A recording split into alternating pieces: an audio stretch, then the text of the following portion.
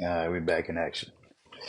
I don't know, technical difficulties. It just stopped recording on me.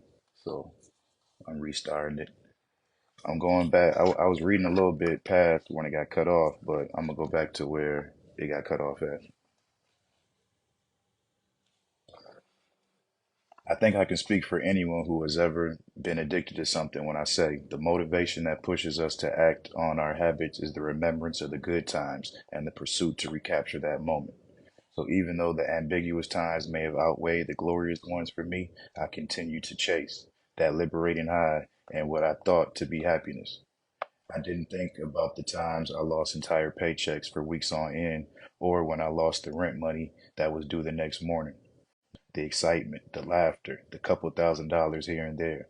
That was my reason for returning, having faith that one day I would turn $100 into 100,000. Same went for my criminal thinking and chemical use. I focused on the easy way out, the quick buck, and the ultimate high rather than the cold, lonely nights in a jail cell, the disappointment in my grandparents' eyes, or the hurt I caused myself and others, both physically and mentally. Not long after I allowed my addictions to get the best of me, I dug myself into such a deep hole I was for certain there was no way to escape it. I was physically torn, emotionally exhausted, and mentally liquidated. I quit my job, got back into robbing people, started smoking weed again. I expanded my drug dealing business to include pills and cocaine, got involved in pimping, conducted fraud, and brought some new guns. I rededicated myself to an unhealthy, criminal, and addictive street value lifestyle, all for nothing. It was like I was on a treadmill running after a mirage. All that I had imagined never came to reality. Due to my antics, I was faced with many consequences, which included, but wasn't limited to, warrants for my arrest landing me in and out of jail, street fights and shootouts creating new enemies and injuries, stress and weight loss, sleepless nights, paranoia, alcohol poisoning, lack of confidence, ruined friendships, lost time with family, depression, low self esteem, homelessness, and more. This goes to show how addiction can rapidly overpower our minds from the thought of moderation to the unmanageable behaviors of a full scale relapse. Addiction is an army on a mission to destroy as many prisoners and confirm as many casualties as in its path as possible. It wasn't until executing the rest of my 57-month sentence and almost permanently losing my girl and kids for good did I take heed to my wake up call and decide to take action to disrupt the cycle. I want you to take a moment and think about a personal experience where you yourself or someone you know has suffered from an addiction. Got it? Okay, now chew on this. Whether you labeled yourself or the other person as the addict, I can practically guarantee that you both were affected one way or another from that same situation. Am I right? This is part of something called the ripple effect. The ripple effect describes how a single incident can cause the spread of consequences amongst people, places, and things who are not immediately involved in the initial event. One may view certain actions and behaviors to be victimless or harmless to others, when on the contrary, consequences from these doings could trickle down to impact humanity around the world, converting everyday people, places, and things into unsuspecting victims. Here's a personal scenario of mine that could at first appear to be victimless, but is soon proved to impact many. Excuse me. Examples: testing positive for chemicals during a random drug screen directed by my county probation officer. Sounds harmless enough, right? Besides destroying my body with chemicals and creating new legal issues for myself, my behaviors affected others as well. Here's how. The ripple effect. It's going to start there with self, and it's going to spread. These are examples. City, county, state government, The county's testing center writes a report notifying my probation officer the results of the test. My PO then has to take time away from meeting with another client of his in order to process the warrant for my immediate arrest, by the way, which also affects the client's schedule.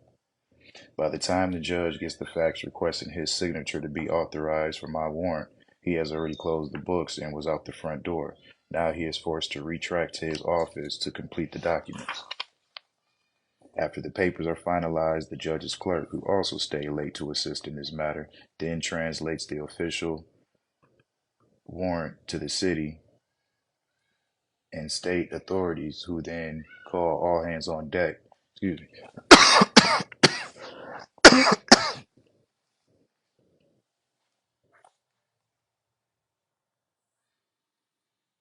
Who then translates the official warrant to the city and state authorities, who then calls all hands on deck in efforts of apprehending me as soon as possible. Once I am apprehended, the whole legal process begins, decreasing the government spending budget. Family. With me on the run attempting to avoid the depths of a frigid cold jail cell, my parents, siblings, and relatives all worry about my well being, while I mindlessly run the streets homeless, jumping from place to place. I borrow hard earned money from these family members just to support my chemical addiction, as well as longing my gambling and hustle binge. My significant other and children are left home with.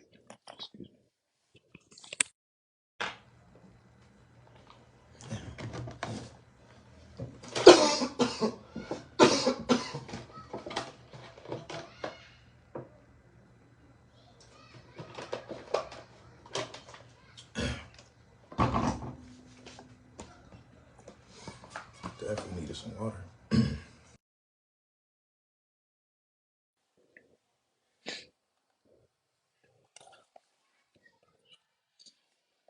Okay.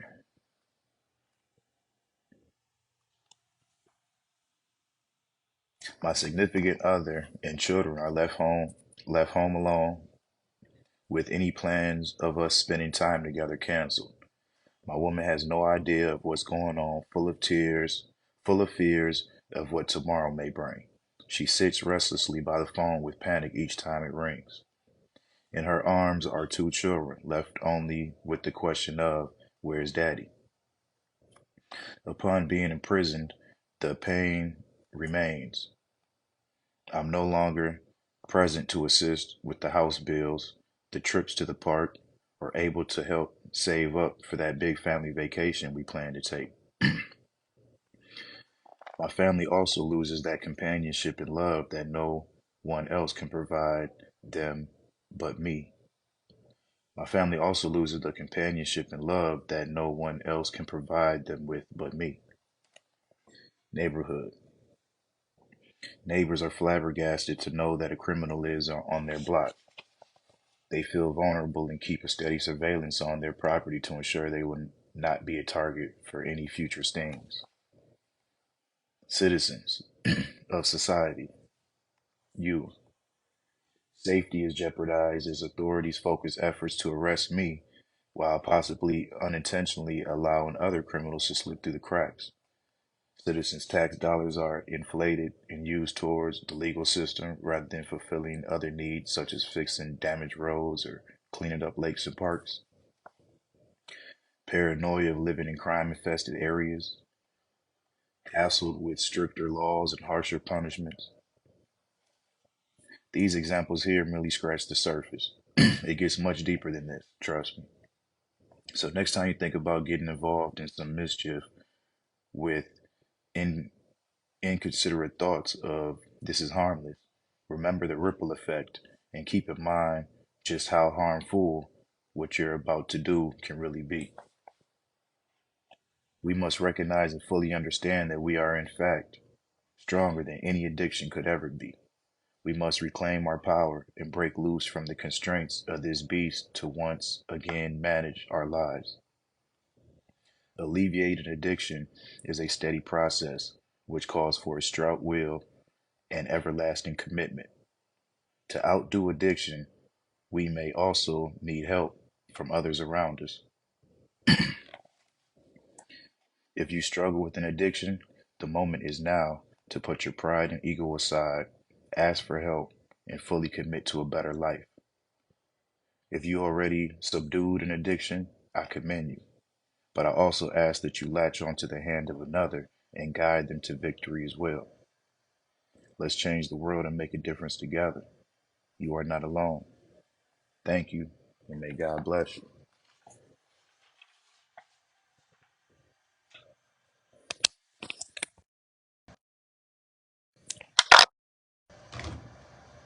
That's a long chapter. Man, it was the technical difficulty. Got my throat a little sore.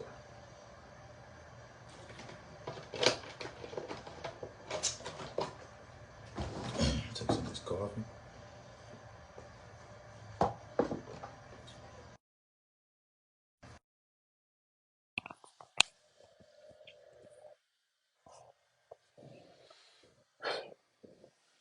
All right, a couple more chapters.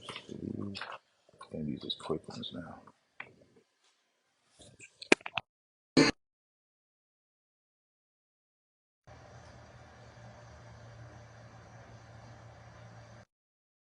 Longest chapter in the book. All right, I'm back at it. And chop all this up anyway. I'm just really using this for like the content of me actually reading out loud. I did it on live, so you know I really did it. It really happened.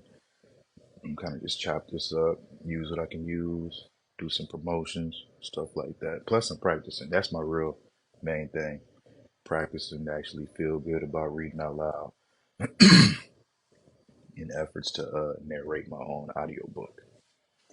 So yeah, each chapter will be like its own little track.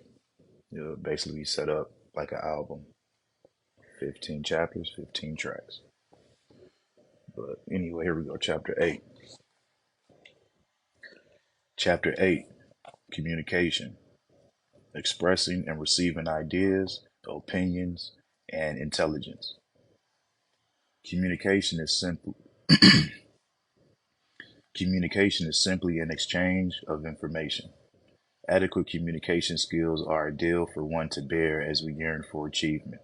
There are two forms of communication, verbal and nonverbal. Attached to those, no, wait, I ain't gonna hold you. I'm gonna come back and do more. I was gonna be, yeah, I need to take a little break, drink some water. I'll be back though.